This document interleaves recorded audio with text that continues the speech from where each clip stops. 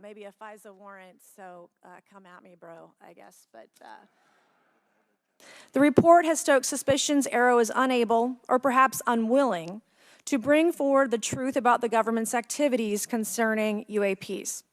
I'm disturbed that ARRO itself lacks transparency. Even its budget is kept from the public. So if there is no there, then why are we spending money on it, and by how much? Why the secrecy if it's really no big deal and there's nothing there? Why hide it from the American people? The author's report. I don't know the answer to that. Would that be with the...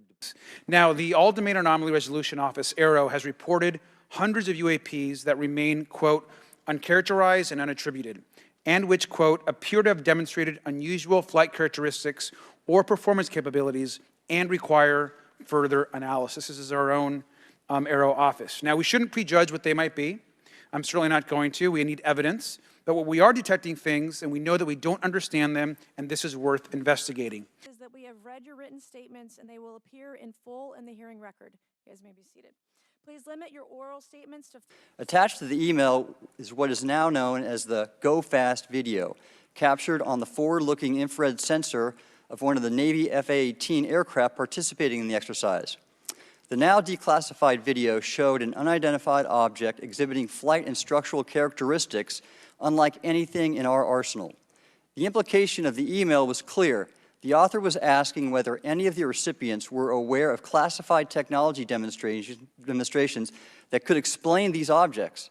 Because the DoD policy is to rigorously deconflict such demonstrations with live exercises, I was confident this was not the case.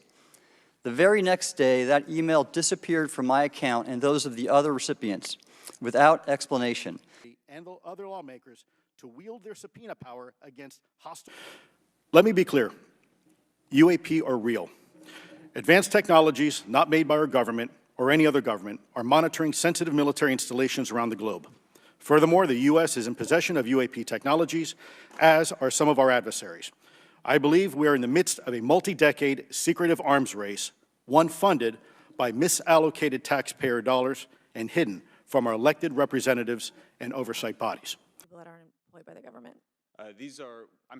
And since my reporting on this Immaculate Constellation last month, another source came forward who told me that they saw a roughly 13-minute long, high-definition, full-color video of a white orb UAP coming out of the ocean approximately 20 miles off the coast of Kuwait. It was filmed from a helicopter. In our inventory, and if this was an adversary, the vehicles we're talking about are performing in excess of 1,000, 2,000, 3,000 Gs. I think we all know that there's something going on.